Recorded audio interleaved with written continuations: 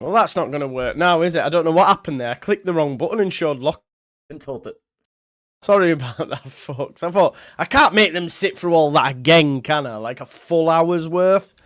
Nah, that wouldn't be right. That definitely wouldn't be right if I did that. Yeah. I tell you what I do have, though. Give us a sec. To get the one, I think. I think this is it. We can just do this once it's uploaded. I almost feel not right, like starting the video without without my intro, because it gets me going. But I can't expect you to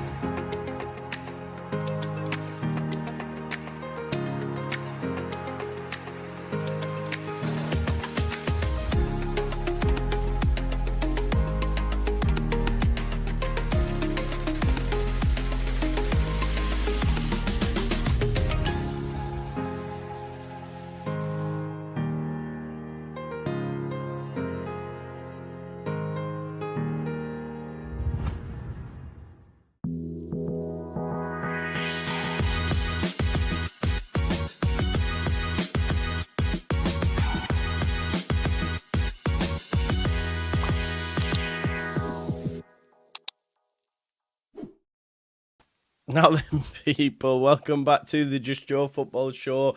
It's time for another Leeds United transfer update. Give you some proper transfer news there. Hope you're all doing well. Please smash a like on the video, subscribe to the channel, get your comments in, and of course hit that notification bell. Apologies for that bloody whatever happened there. I was trying to upload a smaller intro. Turns out I uploaded the longer intro. Yeah, we had a nightmare. So basically I'm going to edit that first 5 minutes out for anyone that watches after the fact. Otherwise, they'll be like, what the is going on here? Hope you're all doing well. Good shit, yeah. It was actually Resident, yeah, it was nice.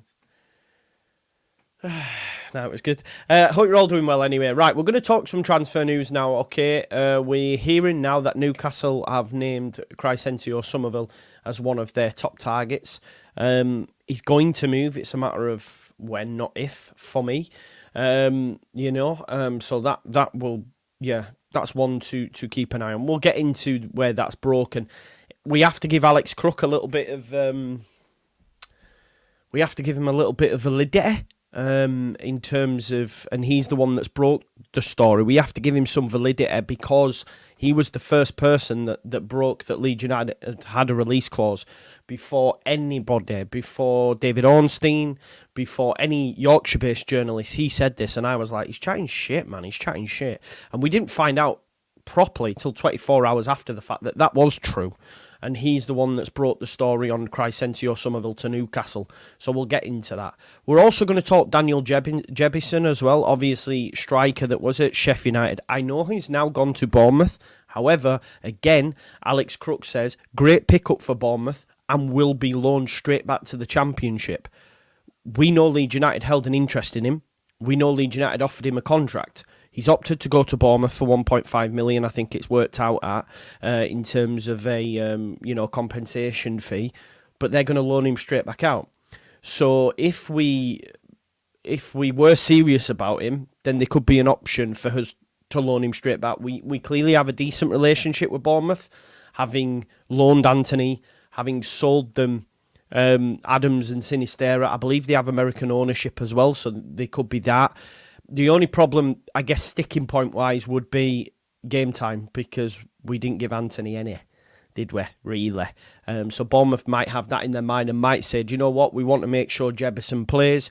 We can't guarantee he's going to play at your team, so we're going to send him further down the table to make sure that he's the main man, if you like. I don't think they'll loan him back to Sheffield United. I can't see it, because obviously it's a bit of an acrimonious exit from that football club, so I can't see fans wanting him back in a sense, and he probably doesn't want to go back, right? He maybe wants to cut ties. So, we'll get into all that though, and there's obviously some other news as well that we can get stuck into. So yeah, we'll do that. Jer's just said he's going to be 3 from 3, so we'll get him in as well. I like chatting to Jer if he's about, don't we? Anyway, right, smash me a like on the video and we'll get into some news then, okay? So, Leeds, we know we're interested in signing Daniel Jebison, as I said, upon the expiry of his Sheffield United contract, but he's now heading to Bournemouth. As I said, I think they've had to pay compensation to the tune of around about 1.5 million, I believe. I think it's there or thereabouts. Let me just get that up. Yeah, being on air, but Daniel Jebison to Bournemouth, as per the impeccable Mark McAdam TV, 1.5 million fee and likely to be loaned to the Championship initially. Smart business once again. That's from Alex Crook. I think we could be in there with a look at him for sure. I can see him going to the Wendy's to get one over on the Blunts, maybe. It's just, where does he fit in? Maybe Leeds United were just trying to pick him up because he was available for such a derisory fee. Clearly got talent, was linked with a lot of clubs prior to him not getting much game time last season, and for whatever reason that happened. But it could be an option for us to look at, definitely. And if he's going to be loaned back out, I don't see why we don't look at that. I'm just going to put my headphones on because Joe's joined us. Everyone's favourite Irishman. Let's have a look. 1 second. Here we are. Oh, that sounds very loud, bro. Say hello. Can you hear me? Are you raining? Hello. Is it raining where you are? It is, but I can't hear it where I am. Can everyone else hear that? Or it might just be my headphones, bro. It's like it's air my or... mic. Oh, is it? Right, okay. Yeah, cool. I can hear like residual sound. It's like it's... There, gone. Better, yeah. Now I can't hear you, though. Oh, is it a fan? Yeah. It's gone now. Okay, there we go. That's it. Was something like wind, rain, something like that. I can hear myself a little bit as well, Joe. I'll lower you down. I'd like to do this a bit. There we go. How's that? Any better? You talk? Hello? Yeah, that's better. Yeah. That's much better, mate. How are you? I'm good, yeah. Yeah, good. Yeah, we only spoke last night, didn't we? Less than probably 12 hours ago, I think. We did, yeah. I just got lots of free time now. Yeah, same. I hear, mate. I'm the same. I went for a Sunday dinner today. So that was nice. Well, I say Sunday dinner. I went for a carvery, which is in effect a big Sunday dinner, innit? So, yeah. I'll be in a food coma after this, but I thought I need to get some work done. I was just watching Connor and Nancy. Oh, how'd that go? Yeah, I mean, I'm not like trying to big up to Connor for getting Nancy on and that, but there wasn't just much news there, and I don't know if obviously, like Nancy's, we were talking about it, weren't we? Like it's hard. Like Phil's been in a position for 18 years and got all these contacts, and she's coming in, and I think we're expecting a Phil hairstyle like crossover, and it's just not. Do you know what I mean? But she'll no doubt get there and smash it out of the park eventually once you build up then contacts. But yeah, but it's a good watch, as always. It's great to hear from people that are actually journalists and they can give us their side of things.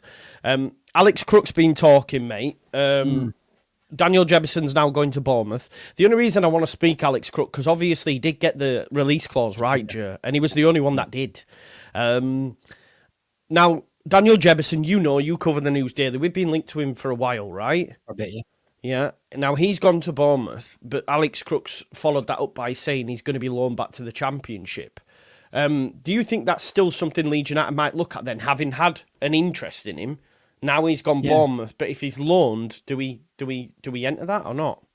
I thought when Jebison was linked, I thought that's an under-21 signing.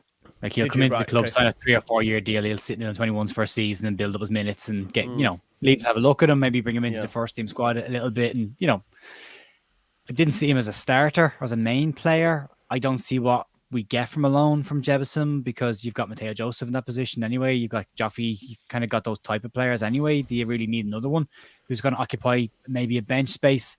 I don't see a benefit of taking him on loan. I would have thought it was a smart move permanently for free. Get him on a free transfer. You stick him in 21s for a year. You could sell him on in a couple of years' time if it doesn't work. If it does work, you've got a young, pacey striker there. But no, I don't see the benefit of taking him in on loan. No. I did say I did say before, like the only thing we have a good relationship with Bournemouth, it would seem, but obviously if we look just at Anthony's loan, he didn't get nowhere near enough game time, so they might look at that and be like, we need to send him to the lower end, maybe like a Derby, a Portsmouth, where we know he's gonna play every week. Do you know, Plymouth, for example, that's like a great shout as well. Yeah. Make sure they're gonna play every week, so that might be something. Newcastle have earmarked Summerville, according to reports this morning, as their top target. It's a matter of when, isn't it? Not if Summerville goes. I don't know if you've seen your favourites, Football Insider, have tweeted out about 2 hours. Have you not? Have you seen it? I screenshot all of them for the end of the transfer window. Yeah. So, because I seen Nonto was trending in the UK, and I was like, oh, what's this? Clicked on it, and basically Transfer Source or something have clipped up, Leeds United will sell Summerville, Rutter and Nonto this transfer window. So obviously it's full of people saying, we'll take him.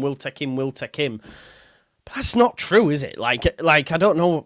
We're not selling Rutter for a fact. And I don't think people are going to pay for Nonto, personally. I don't think they have Brighton interest in Rutter went away very, very quickly, didn't it? Yeah. It was a bid. And whatever Leeds said to them, they never came back in with a second offer. No. Which, again, if you listen to all the ITKs on Wacko, they'll tell you that there was a second bid coming in and they'd only opened negotiations with Leeds and no second bid ever came and it's all gone quiet. I think we both expected Cree and Nonto to leave before the end of the window. I think we talked about that for quite a while. So that's lazy journalism, in my opinion. Like, there's nothing new or surprising in that. The three of them, the fact that they described Leeds as in disarray, I thought was crazy talk because Leeds are clearly clearing the deck of players that just aren't involved much at the moment to make way for whatever they decide to come in, or a thinner, lighter squad of players that can actually play more often. So I don't see the disarray comment was a bit that made me go, we're not in disarray. We're not signing a lot of players right now, but we're definitely not in disarray. It's not a fire sale.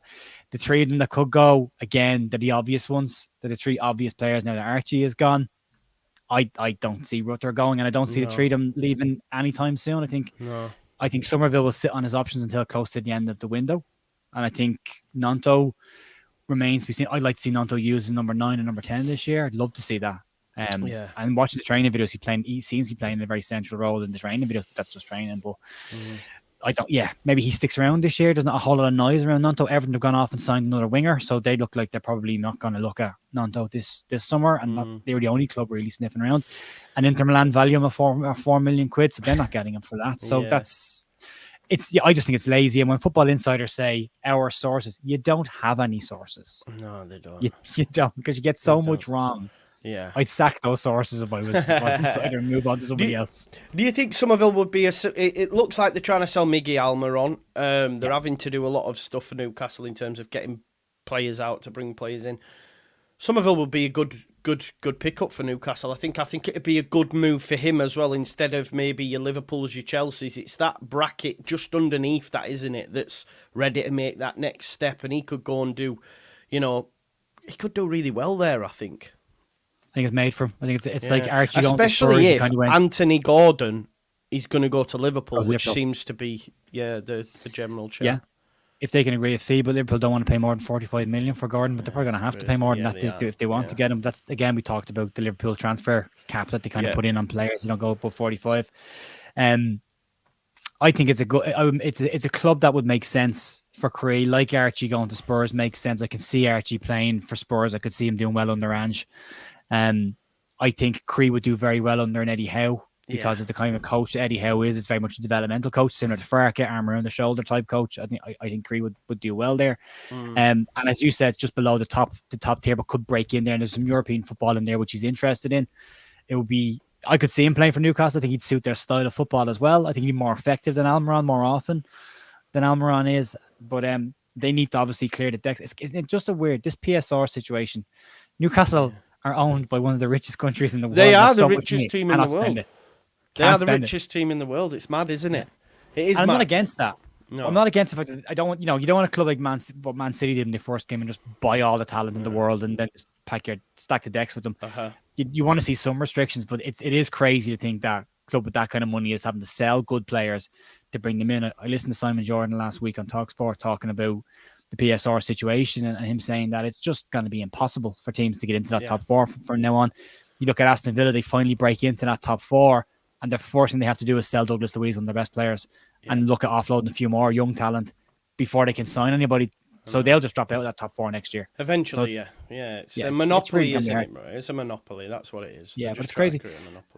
45 million to Newcastle. If Chelsea get involved towards the end of the window, maybe it gets more interesting for Leeds and the fee goes up. I'd hate to see him in a Chelsea shirt. I can see it though. I can see it happening, but I think Newcastle would be a smart move for him. Yeah. And if Leeds can get the money for him, then that. And again, this is just coming from a perspective of we expect him to go. If we could hang on to him, it would be amazing. I do want to get your thoughts because I've seen a few takes on this that I massively disagreed with, Joe, when Leeds United have created a thread about which again it's a new style that they're trying. And have you seen that about the Leeds Academy? And we've seen Ruben Laporta White joined. They've just announced Harry Christie, a goalkeeper, 1 year extension. Some of the takes underneath it about how it's a shambles how we're not, and I've seen this comment as well, letting go of loads of homegrown players when you should be developed.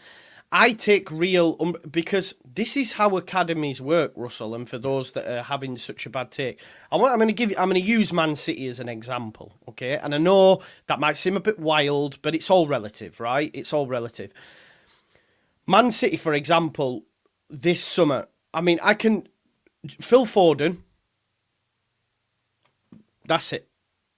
Cole Palmer, they deemed not good enough, went to Chelsea. James Trafford went to Burnley. Taylor Howard-Bellis now at Southampton. Liam Delap, James McAtee. Liam Delap is going to 20 million for either Southampton or Ipswich. Not everyone makes the grade. Not everyone makes the grade. You can't just stockpile young players. They come through, like, look, let's say even at our end, and for those that say homegrown and all this sort of stuff, players that have come through our academy, maybe not, but being brought into the academy, also have to be given credit. The likes of Summerville, the likes of Strauch, the likes of Melier, these players have made it, having come and been at the under-21. So, I think it's Chelsea's another example where they have such great academies, but not everyone makes the grade. And I think it's unfair to start lambasting the club, for me personally. And it's not Farker, by the way. It's not Farker that's saying, sell this player, sell that player. Not a chance. Is he having look, we will have a massive consortium of people. They'll go, right, do we think this player will make the grade? Probably not. We could even look at, say, someone like Liam Kitchen. We sent this guy down the leagues. He's now at Coventry. At the time, he wasn't deemed of a level to make the grade at Leeds United. There's loads of examples of this. This is just how football and academies work. It's very rare that people all break into the first team, Joe, right? It's very, very rare. I'll give you a stat that'll put it in context. Okay. From an Irish perspective, right? From all the kids that are playing football in Ireland that are trying to get across to the UK, of every child or kid or teenager that leaves Ireland and goes to England to go on trial, 1% of them get offered a deal. The big stat is, of that 1%, which now becomes 100% of that little grouping, 1% of them will get a second contract before they come home. So it's that small. It's fractions of percentage of players that make it. If you look at Leeds, I think Leeds have got a reasonably good track record in having young players coming through and getting into the squad.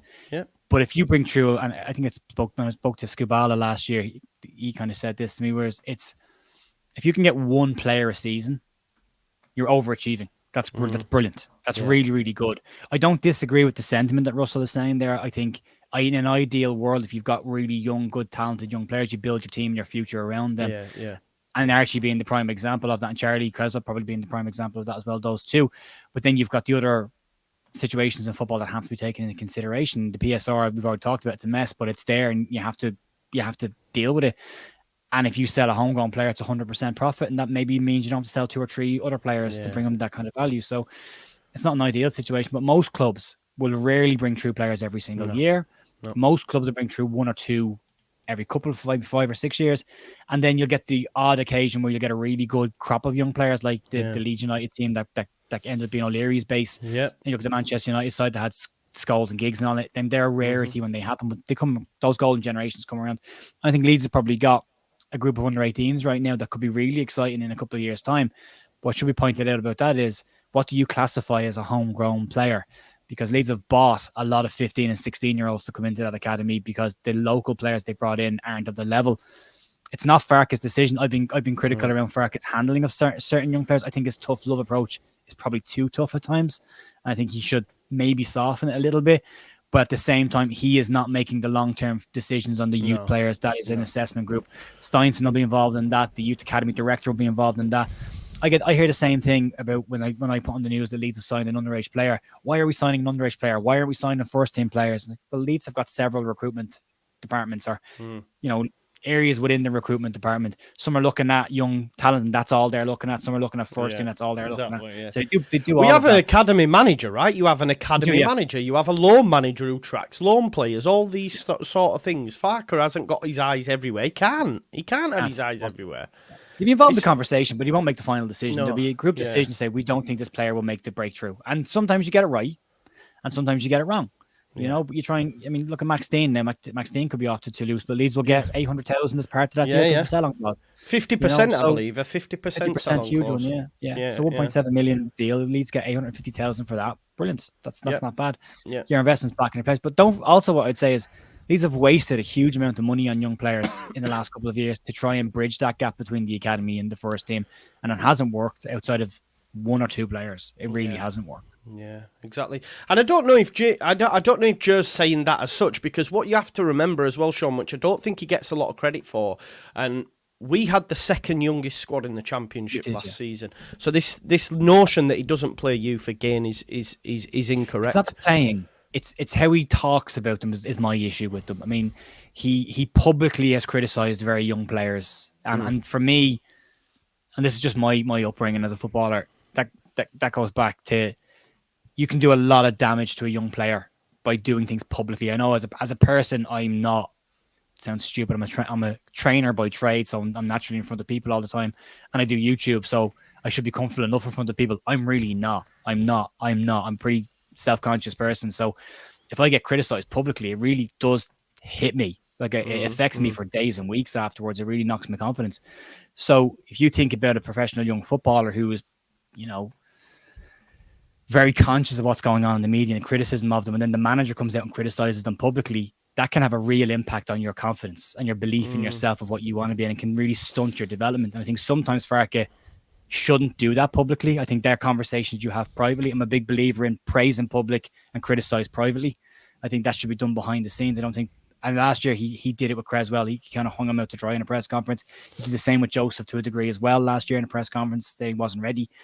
It's. Do you think that? I don't know. I don't know if I agree with the Creswell one. Not so much Joseph.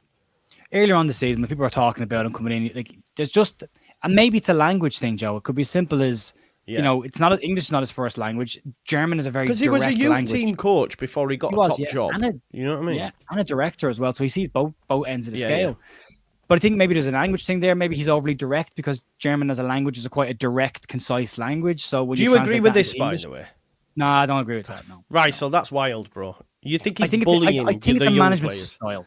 It's a management style. And that's a wild take, bro. Come on. He believes in tough love, which means there's love there as well. Which means behind the scenes there is a bit, and you see players going over and hugging him after games. And we saw the relationship with him in Summerville last year, and Summerville didn't really have that with anybody else at Leeds. So there's clearly good aspects. And I'll be clear to say this: of all of the aspects of Daniel Farke, that's the one that I'm most critical of, but it's a minor area that I'm critical of. I mean, like it's not a generalistic term. I don't think he trusts the young players enough. I think other managers would give them a chance maybe a bit earlier than he would. I think different managers might have started Joseph last year. Not that they should have, but they might have. Yeah.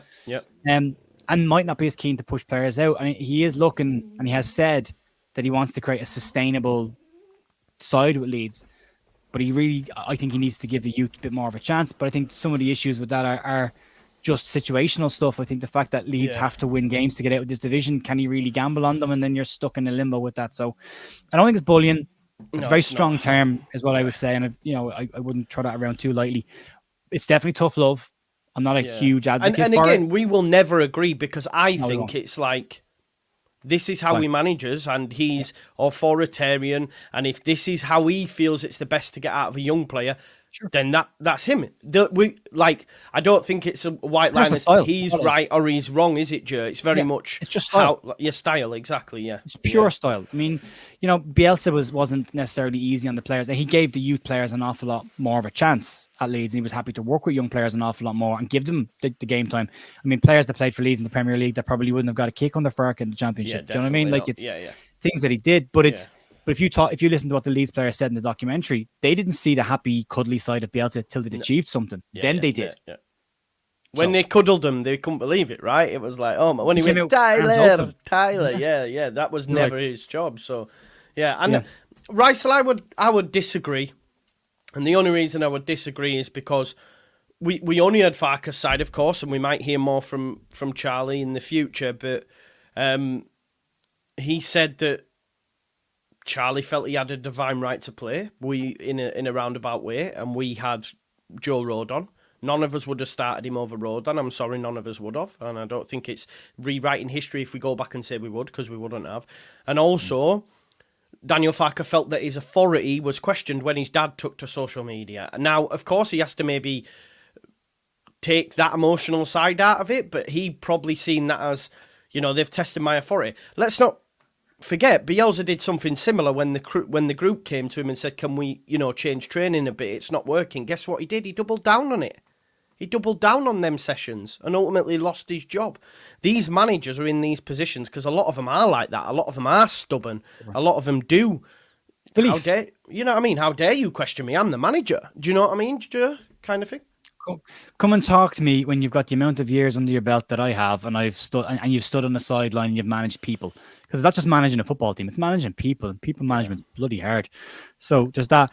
I don't like his handling of Creswell, but that's not to say that it wasn't forced on him. If Charlie had kept his mouth shut, if his dad, who by the way is also his agent, which is a bigger problem, then it's the agent publicly criticizing the club and not just the dad. So there's a couple of layers to that one.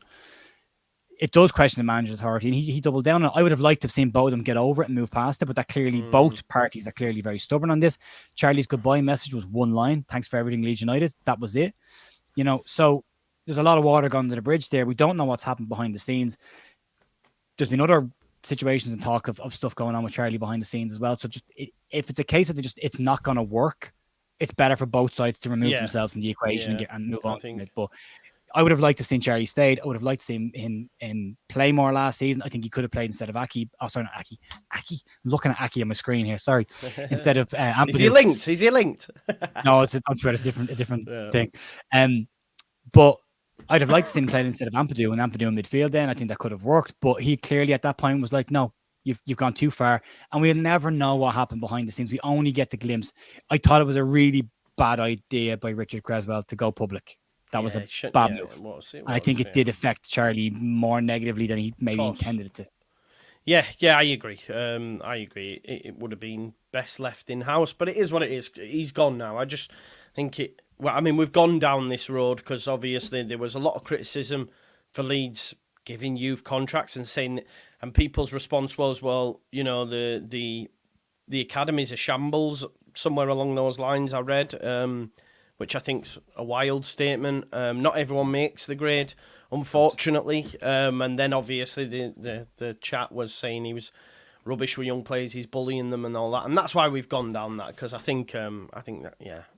He has brought 3 of them into the preseason squad this year: DeBayo, Chambers, and Crew. So I mean, clearly he played Archie Gray over 50 times, which has got him a £40 million move out of the football club. So I do think he's an outlier, though. I do think Archie's the exception to the rule. Yeah, it's fair. Well, but we'll see next year with Charlie Crew, and then maybe it's a case of if they're good enough, he'll play them. If they're not good enough, he won't. And if Charlie Crew is involved next season, then maybe we have to look at it and go, well, actually, he'll only play them when he knows they're ready, and they have to prove that. Yeah. No, I agree. And more will happen over the next few days, of course, and we'll see what happens. But it does look. I quite like the new presence and the way that Leeds United are obviously switching things up, it seems. And I like the whole, here's the thread, and we're going to add young players to this everyday kind of vibe. I think it looks. I like it. I like it from the football club. Gives them exposure. Yeah, so a lot of people don't know the youth players. So this is a great way to get to know. Ruben Apata-White's a really exciting player from a centre-back perspective as well. He did really well with the 18s last year. The extensions, especially the goalkeeping one, are an interesting one because that means, and this is to the point about not managing young players correctly, that means that they're not 100% sure he will or won't. So they just extended it for another year to have another look at it. Plus they're light in the goalkeeping area from the 21s, but like Rory Mahady is the one that I expect to push through there. Darryl Ombang. I want to see Darryl Ombang. Darryl Ombang, yeah. He's out on loan. Is he on loan, or was he going to go on loan? No, I don't know. I thought he was still at the club. I know Lockie praised Harry Christie as well previously. He spoke about him, who's just got that extension as well. So he's been here a while. Yeah. One to watch for sure. From an incomings perspective, Joe, it's so quiet, right? There's nothing. Yeah. Even when you check the latest news every morning, I'm like, have we got something? Nah, nothing. And it's all still seems like a lot of the news is about exits, like I say, and obviously Newcastle missing out on Elise, now potentially looking at Summerville when they sell Almiron to Saudi Arabia. I think that'd be a good move.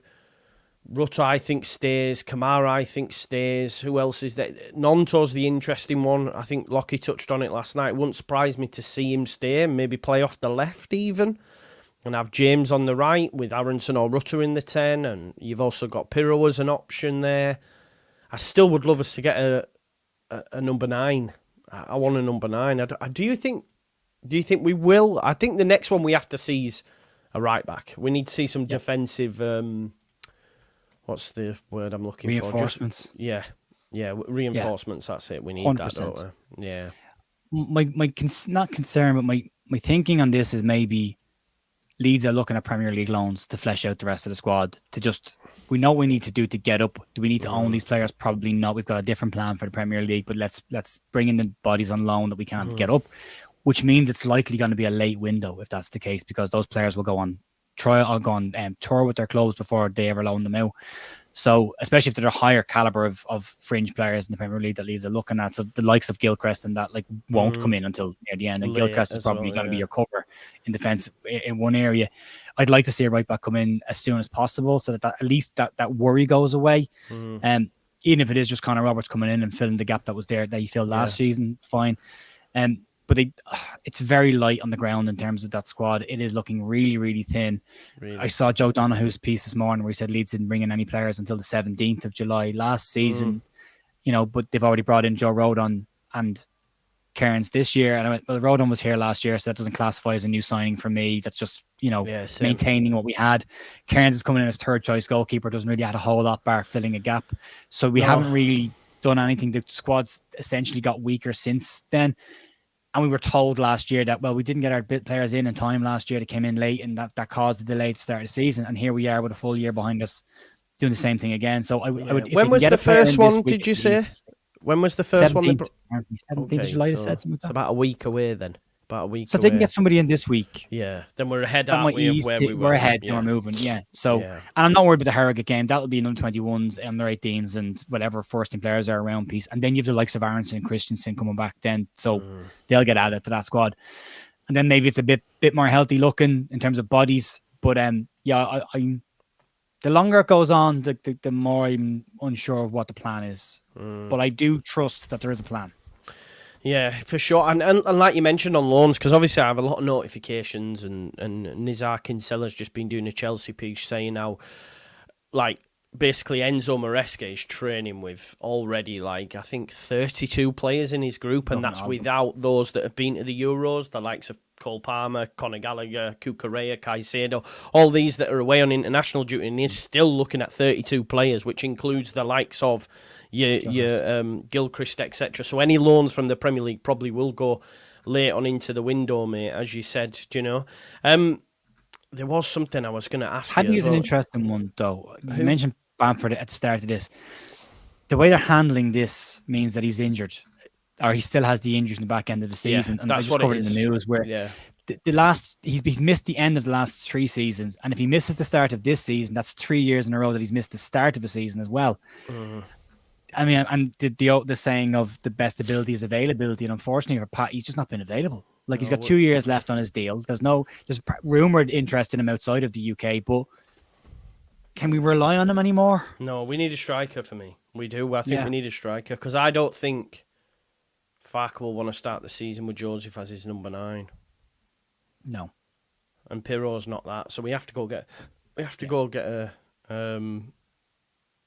striker. There's a lot of work needed in that team, Joe. There's a lot of gaps. You need a fullback, arguably 1 or 2 centre backs, maybe a cover for left back, although Sam can do that.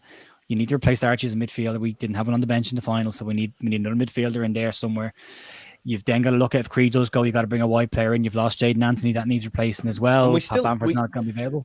We still might lose some, because there's just been a piece done. The Rennes sporting director, Frederick Massara, he's been speaking, and he's said in a press conference that we're still, interested in Kamara. He's a good player, definitely interesting, but of course we are interested in a lot of players, some of which have not yet been revealed and could arrive even quickly. So he's not letting go of that link to Glenn Kamara there. So we might even see, that's the piece for me. He's still in first team training with Leeds. Now, we saw before with Farke, when a player looked like they were on the way out, they were removed from the group, and they trained alone. True. Glenn Kamara's been pictured every single day in the middle of the training. So, again, to throw Football Insider under the bus, if you're going to put out a piece of saying that he has agreed personal terms with Rennes, he wouldn't be part of that Leeds United training group if he had. He has. He is part of that squad, which means to me, there's no personal terms been agreed yet. Leeds haven't opened negotiations with him, and the Rennes director himself saying there's interest in him, but there's no offer gone in, so there's no personal terms being discussed. You cannot discuss personal terms with a player until negotiations with a club have opened. That's tapping up. You're not allowed to do that. So I don't know how much of that I would believe as well.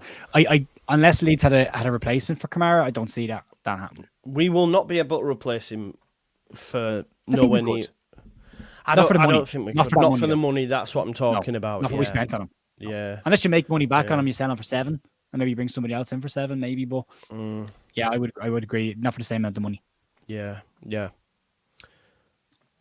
Do you know? I'm just interesting. Is an interesting sign. I don't think he's at the level they think he is. Oh, see, I'd have loved him at Leeds.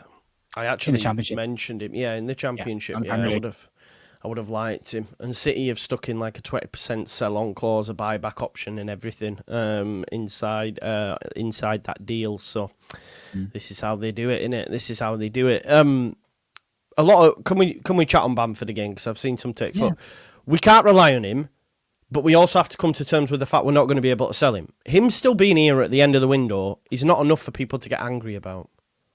As long as he's not our main number 9. I don't know why we get angry at the fact that he just might even be here. Should we? Like, I don't understand it. I think he's just a lightning rod for what's happened in the past. Yeah. That's never gone away. And that won't go away. Cooper's gone now as well, so it's all Bamford now, isn't it? It's all Bamford. Yeah, he's going to shoulder it up. But like, if you go back to the spell, and this is the good and the bad in one sentence. When he was available on the turn of the year, he was incredibly effective for Leeds during that winning period.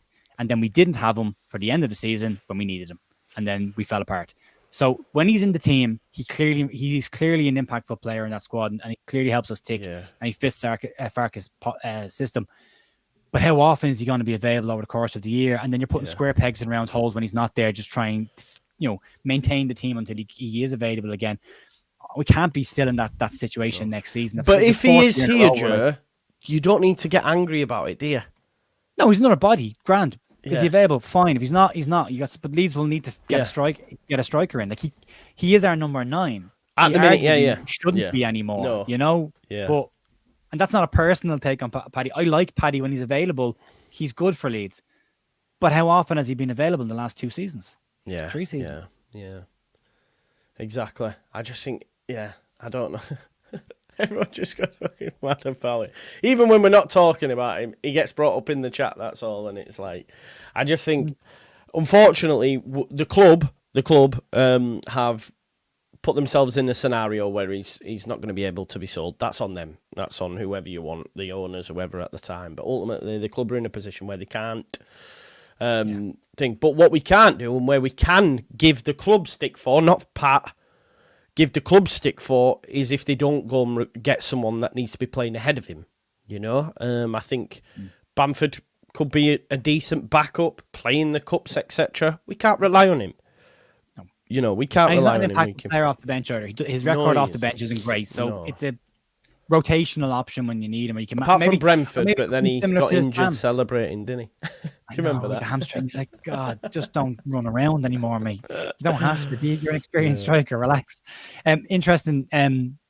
Baron Cross has just replied to the Ren link. So Ren Sporting Director sets the record straight on transfer interest in Leeds United star. Baron Cross has said this tallies with Leeds United stance.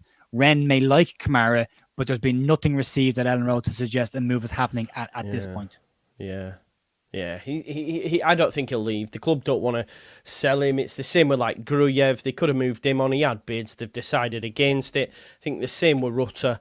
I think with this ownership, if you want a player and you put in a bid and they don't want to sell, they'll probably come back with you and say, right, well, give us 40, 50 million and we'll chat. And then that club goes, right, okay. That'll be same with what Rutter. I'm not expecting any more bids for Rutter. I think from Brighton anyway. Similarly with Summerville, I think they've been priced out of that. We'll have to wait and see what happens. But I think Cree's against the Brighton move himself. I think he's the one that doesn't want that move. And that's got to be because he knows other offers are coming round the corner, surely. Yeah. It's like Brentford coming in for Archie. You're like, right, you've kickstarted the conversation about the exit. But he's probably not going to go there.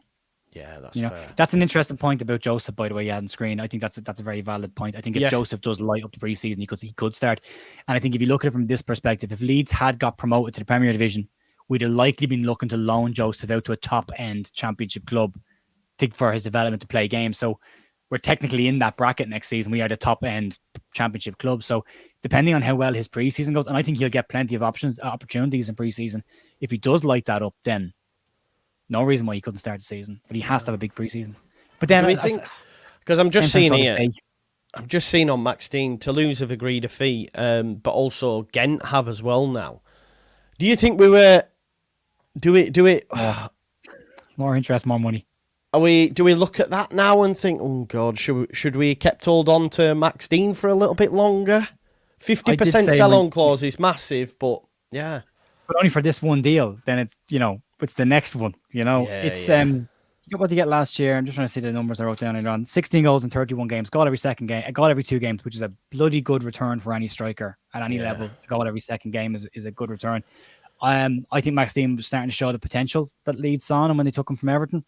And I did say in my news video today, I think Max Dean will be one to keep an eye on in the future. I think he might come back. There's been a few: Liam Kitching, Leif Davis, potentially Cressy, and then maybe Max Dean will be a couple we look back on in a few years' time and go, got that one wrong.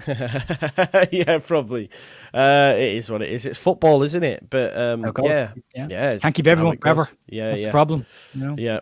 Definitely, mate. Is there anything else, any sort of news other than Peter Crouch likes to eat arse? I don't know if you've seen that. I haven't seen that, but it's brilliant. I'm going to send it you, mate. I'm going to send it you. It's hilarious.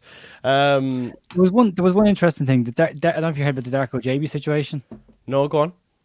So the Plymouth director, Neil Dewsnip, was talking about the situation. He was basically saying that they've had a really successful period of time in terms of their loan policy, bringing in young loan players from clubs, and it's worked really well. But apparently their initial approach to Leeds was to take Darko JB on a permanent deal. And Leeds said he's not available on a permanent, but a loan might work here.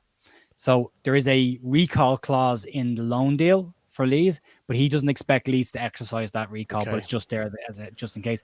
Which suggests to me Leeds haven't made their mind up on Darko JB's future, and that maybe if he's a good, strong season there, Leeds still see value in him or still see a player that could make the breakthrough in the future. The fact that they turned down a permanent move, where given how many players are leaving right now, you would imagine if they thought he's not going to make it, they just take the money and move on from him.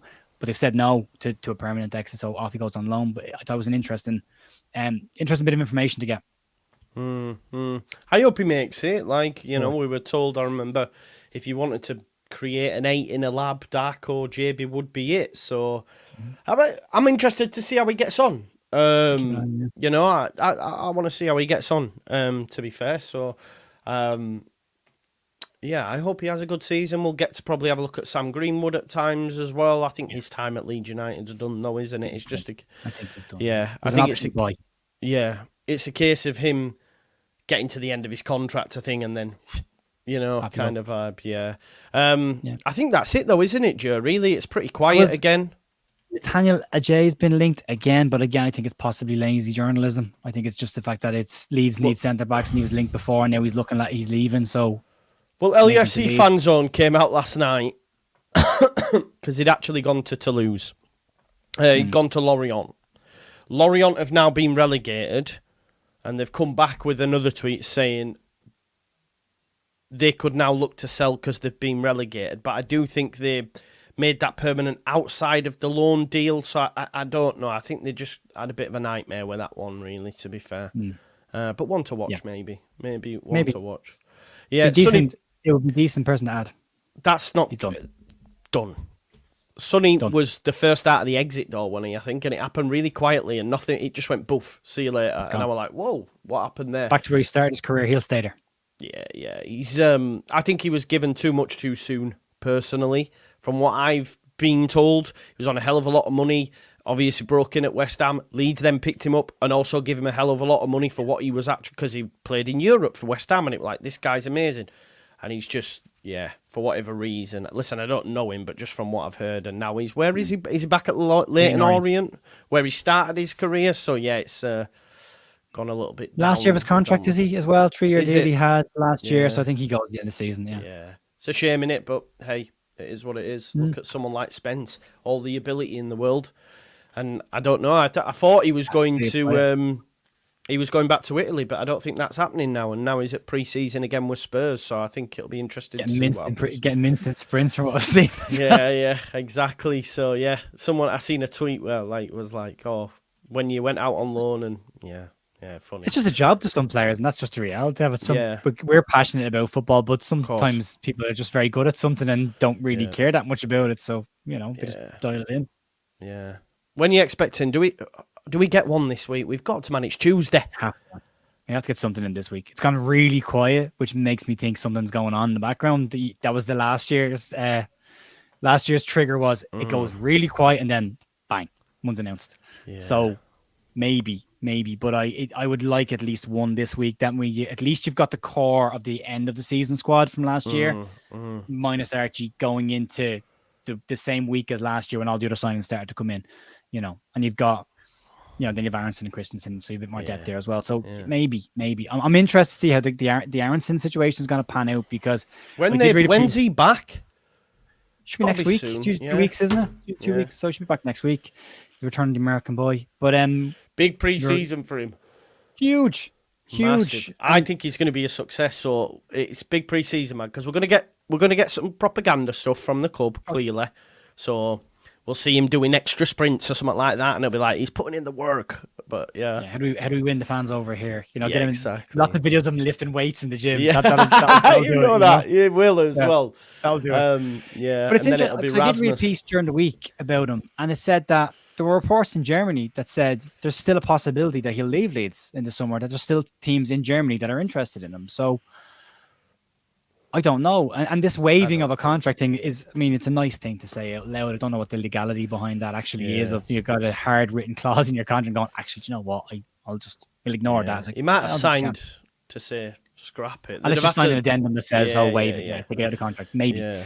But if he's made the statement, I would give him a little bit more credit than some of them because, as I said before, he seems to have made his decisions for his following season immediately after the previous season is finished. Yeah, exactly. So maybe he's already decided what he's doing, and we'll come back and we'll see. And the talk with Farker went well, but it gives us more options in the 10 position anyway. Because then, as you said, you could put Rutter out wide, and I'd like to see Gio out right. Yeah, it's going to be interesting to see the setup, who comes in, who goes, and all that sort of stuff. It's going to be a mad few days. This is the thing, is it? This is like the calm before the storm for us, and then all of a sudden it'll just go bang, like it did with Gray. Look at that. Like that just was like bang over a weekend, and we were all like, And it's gone. So, yeah. Now it's gone, and it's like, right, what's happening now? Do you know what I mean? Next.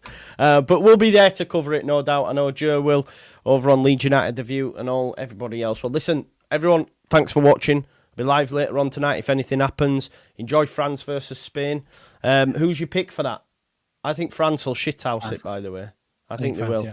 They've still not scored a goal from open play and they're in the semis. It's a bit like England. We've been shit, but are still in the semis. And I think it's an England-France final, or you could get Spain-Holland, but I think it'll be England-France. I'd much rather, from a football entertainment perspective, Spain-Holland all day. Yeah. There's been some absolute banger games in this tournament. It's been a good tournament. Yeah. But to end up with a France-England final, but both teams who haven't really played football, that would be disappointing. But I don't think any of you guys care, do you? As long as you come home with the trophy? I don't care one bit, mate. Give me that first trophy in my lifetime, then I'll start going, right, now let's get an open, expansive manager.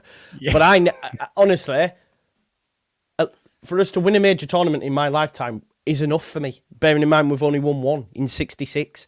So for me, as long as I can say I was alive when we won the Euros in 2024, that'll make me happy, man. Because I'm just happy it's when difficult. We qualify for stuff. Yeah, so, exactly, man. I like to say, well, I was alive when Ireland qualified for a World Cup. Yeah, exactly. No, it's true, though. It's true, man. Like, at the end of the day, unfortunately, we can't all be Brazil and France and all this sort of stuff. England, our trophy cabinet is bare, bar one, so let's win something. By hook or by crook.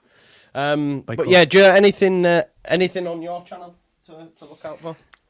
No, same as yourself, daily news, and I've said if anything pops up late in the evenings, I'll jump on with a live stream, but so far I've been saying it for the last week and a half and nothing's happened, and then podcast will go Thursday night, we'll probably just talk about the news of the week and that'll be it. Yeah, good stuff. Pre-season starts next week. Harrogate, folks, got to be in it to win it. I don't even know, because even still now, I listened to Don't Go to Bed Just Yet, and they were still saying they don't even know if they're going to be able to stream pre-season yet. Still, and that's bad, really bad planning, because I can't remember the last time that ever happened. So Yeah. You said something last week about this, and when you were reading the article, and you said the facilities that Leeds will be playing in are not of a level for the policing and segregation of crowd, which led me to believe Leeds aren't playing in stadiums.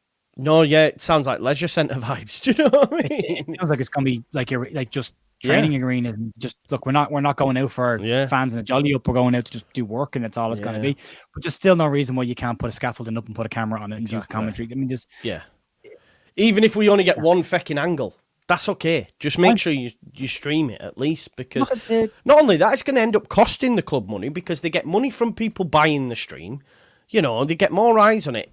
What and also not having fans over there that could buy merch and all this sort of stuff. So actually, it's probably costing the club to go to Germany logistically, and then also not be able to recoup any money back from streaming it. It's like it's a really poor business decision, really. And it also doesn't help with the paranoia that's going around right 100%. now. It adds to that. I was like, well, why don't you want the fans there? Why is everybody else allowed to go? And then the Leeds United Supporters Club are putting out statements around going, well, we've talked to other supporters groups and they're allowed to go. And exactly. Like, why are Leeds not playing instead? But it could be, and this is a comms. There's clearly some issues in Ellen Road around communication right now. We've seen it with the local journalists not getting necessarily the right information at times over the last couple of weeks. There's clearly an issue around comms, and the same with the Archie situation. That wasn't well handled over that weekend. So it could be as simple as the club saying, look, we're not playing in a stadium. We're actually playing in training facilities. So there's nowhere for fans to go. So that's why we're not bringing the fans. And that's all it has to be. Just get the information out. But then to say, well, we don't know if we can stream it and the fans can't come. Well, why not? Yeah. Why can't you stream it? What's the secrecy here? I know. What's going on? It's a bit like when we beat Barnsley in pre-season last season and no one knew, and it were like, oh, we won 8-0. But at that point, Voba was captain, Christensen had played, and it makes you think, like, is it a case of some of the deserters might be there and they don't, you know, that's where the paranoia kicks in. Do you know what I mean? Could it be Aronson playing over there and then, I don't know. Well, very possibly. Very, very likely. But I think the other ones are the ones more. I think Aronson will get a bye when he comes back because of didn't speak to Farka last year. Well, the other two did, you know. But the situation with that is it could very well be that they're planning for some of the exiles that are coming back to play in those games. But at the same time, I don't think the club would give a shit about that. Like, look, they're part of the squad. We're bringing them with us. If you don't like it, fine. But we're bringing them and we're doing it anyway because they're under contract and we own the players and we've got to do preseason. So we're doing it anyway. I don't think it's a strong enough reason to not stream the game, because what kind of reaction are you going to get to that? We're going to get leaks out around the result. We're going to get leaks out around the team news, and you're still going to have the same reaction on Twitter to it, except you're just not going to get the context behind it. And Leeds, for me, from a communications perspective, need to make sure the fans are fully aware of context with things, because the lack of context is what fuels the clickbait merchants. You know. And you know me, like, it don't take me quick to get angry. I'll be like that. Them motherfucking clubs, man. The 49ers, the bastards. You know what I'm like, bro. one line. Max Fober starts for Leeds against Berlin. You know, and like nothing else. Boom. Yeah, exactly. And then a week later, he gets transferred out, and we're like, "Why have you played him?" And then, blah, blah, blah, blah, blah. You know what I mean? It's all that. The context is the Leeds were concerned about Joe Rodon for that game, so they let him sit that one out and they put over instead because nobody else with them. Like, that's the context that you're missing, you know. But they need to do a better job of the comms, because they were very good last year. They've not been great this year, would it? Yeah, it's mad. It is mad. Yeah. Anyway, right, we'll leave it there, Joe. Thank you very much. That's the point, though, isn't it? Yeah, that's the point. Yeah, that's another thing. Without the context, that's what happens. Yeah, Andy, there has been German police have responded to the trust, basically saying that the stadiums that other clubs are in comparative to ours, there's not an area to segregate fans, which is what they do, German versus Leeds fans. So. English German fans, so it basically it's one of them stadiums you're probably just able to walk all the way around and go wherever you want, which makes it sound like we were saying like it's just a normal training pitch or something you might see in a non-league venue where you can just walk all the way around, whereas Aston Villa and all that are going to stadiums probably playing Bundesliga outfits or Bundesliga too. Premier League tours as well. They're sponsored tours where Leeds just a series of friendlies in a training facility. Yeah, whereas this, obviously, German police said there's no way for us to be able to police it safely. So, and it doesn't, to me, like, it doesn't really matter. I know the fans like going to the pre-season games. I agree with this as well. Why? First of all, why go where the Euros are? Why do this? But listen, this might be Farke's way. He didn't have a chance last year, because he came in and it was already organised. Remember, we played Man United and all this sort of stuff. And that was very much Rad Razani would have organised all that because he loved it. Remember, we did the Australian tour. We played Man United in the opening of that stadium. It was all about that. Whereas Farke, it seems, he's all about business.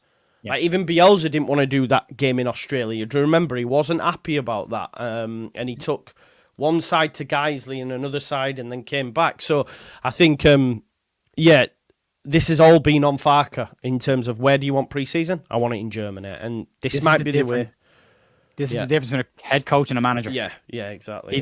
Bielsa was head coach. He's the manager, so he's dictating all this. And he might just want no distractions. And it could be a case that Leeds are looking at players in Germany and they could be involved and you don't want that getting out. So just again, as I said, the lack of context fuels the void of information fuels speculation. Yeah, they need to explain that to us, done it. Maybe the club have said they've tried to organise it and then left it on Leeds United fans and fan trust to go contact the police. Whereas if Leeds United knew this, they could have actually put that in their statement and said, look, we've tried, this is why. And that would have just stopped any noise.